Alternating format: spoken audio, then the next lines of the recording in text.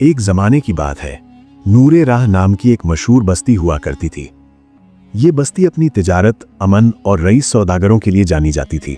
उसी बस्ती में एक बड़े मालदार व्यापारी रहते थे जिनका नाम था हाजी सलीम। अल्लाह ने उन्हें दौलत की कोई कमी नहीं दी थी, मगर औलाद में सिर्फ एक ही बेटा अता किया था जिसका नाम था आदिल।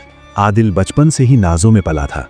नौकरों पर हुक्म चलाना, बड़ों से ऊंची आवाज में बात करना और खुद को सबसे बेहतर समझना उसकी आदत बन चुकी थी। हाजी सलीम और उनकी बीवी अक्सर अल्लाह से दुआ करते रहते थे कि उनका बेटा सही राह पकड़ ले। वक्त गुजरा और आदिल जवान हो गया। एक दिन माँ बाप ने नरमी से कहा, बेटा अब तुम्हारी शादी का वक्त आ गया है, हम चाहते हैं कि तुम्हारे लिए कोई नेक सीरत लड़की देखी जाए। आदिल ने हल्की सी मुस्कान के साथ जवाब दिया, शादी करूंगा मगर एक शर्त पर, मेरी बीवी को हर रोज मेरे हाथ से 100 जूते खाने होंगे। ये सुनकर माँ बाप के होश उड़ गए। भला कौन अपनी बेटी को ऐसी जिल्लत भरी जिंदगी देने को तैयार होता। कई रिश्ते आए और बिना बात आगे बढ़े लौट गए। कुछ दिनों बाद पास के शहर से एक व्यापारी रिश्ता लेकर आया। जब उसने ये शर्त सुनी तो हैरानी से उठ खड़ा हुआ और बोला, कौन अपनी बेटी को मार खाने के लिए रुखसत करेगा। घर लौटकर उसने सारी बात अपनी बेटी ज़हरा को बताई। ज़हरा पढ़ी लिखी, समझदार और सब्र करने वाली लड़की थी। उसने पूरी बात ध्यान से सुनी और फिर सुकून से बोली, अब्बा जान, मैं उसी आदिल से निकाह करना चाहती हूँ। माँ बाप हैरान रह गए और बोले, बेटी वो तुम्हें रोज जलील करेगा। ज़हरा ने इत्मीनान से जवाब दिया, अगर अल्लाह ने चाहा तो वही आदमी एक दिन शर्मिंदा भी होगा।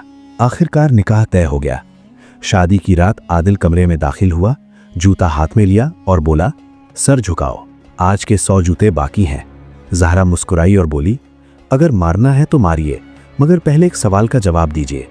मेरे माँ बाप ने मुझे जन्म दिया, पाला, पढ़ाया, मगर आज तक एक जूता भी नहीं मारा। आपने अब तक अपनी कमाई से मुझे एक घूंट पानी भी नहीं पिलाया, तो आपको किस हक से मुझ पर हाथ उठाने का अधिकार है।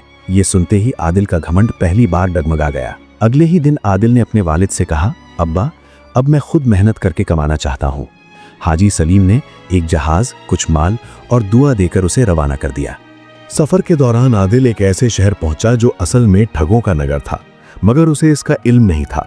वहां उसे एक आंख वाला आदमी मिला, फिर एक लंगड़ा और फिर एक चालाक औरत, जिसने सोने के प्याले की साजिश रचकर उसे फंसा दिया। नतीजा ये हुआ कि उसका जहाज जब्त हो गया, माल चला गया और आदिल को जेल की सजा हो गई। 6 महीने बाद जब वो जेल से निकला तो उसके पास न दौलत थी न इज्जत। मजबूरी में उसने एक फकीर कलाकार के साथ औरत का भेष बनाकर नाच गाना शुरू कर दिया। उधर ज़हरा सब्र के साथ अपने शौहर का इंतजार करती रही। जब कोई खबर न आई तो उसने खुद तलाश करने का फैसला किया। उसने मर्दाना भेष बनाया, 5 जहाज लिए, वफादार साथी और एक प्रशिक्षित कुत्ता साथ लिया और उसी ठगों के नगर पहुंच गई। वहां उसने ठगों को उन्हीं की चाल से हराया और आखिरकार चौराहे पर नाचती हुई उस औरत को पहचान लिया। वो और कोई नहीं, उसका अपना शौहर आदिल था। ज़हरा उसे जहाज पर ले आई, नए कपड़े पहनाए और उसके सामने एक सौदा रखा। उसने कहा, 10 दिन में अगर मैं लौट आई तो 500 सोने के सिक्के तुम्हारे होंगे, और अगर न लौटी तो ये तीनों जहाज तुम्हारे। लालच में आकर आदिल मान गया और ज़हरा घर लौट आई। 10 दिन बाद आदिल नूर राह पहुंचा। घमंड फिर लौट आया। उसने जूता उठाया और बोला, अब हिसाब पूरा होगा। ज़हरा ने एक संदूक खोला और उसमें रखे वही कपड़े दिखा दिए जिनमें आदिल चौराहे पर नाचता था। ये देखते ही आदिल टूट गया, रो पड़ा और उसे अपनी सारी गलती समझ आ गई। ज़हरा ने सुकून से कहा, इज्जत दौलत से नहीं किरदार से मिलती है। उस दिन के बाद आदिल पूरी तरह बदल गया। न जूते रहे न जुल्म, बस तौबा, मोहब्बत और सुकून। अगर आपको ये कहानी पसंद आई हो और इससे कोई सीख मिली हो तो वीडियो को लाइक ज़रूर करें, अपनी राय कमेंट में लिखें और ऐसी ही इबरत भरी इस्लामी कहानियों के लिए चैनल को सब्सक्राइब करके बेल आइकन दबाना न भूलें। अल्लाह आपको हमेशा हिदायत और सुकून की राह पर रखे। आमीन।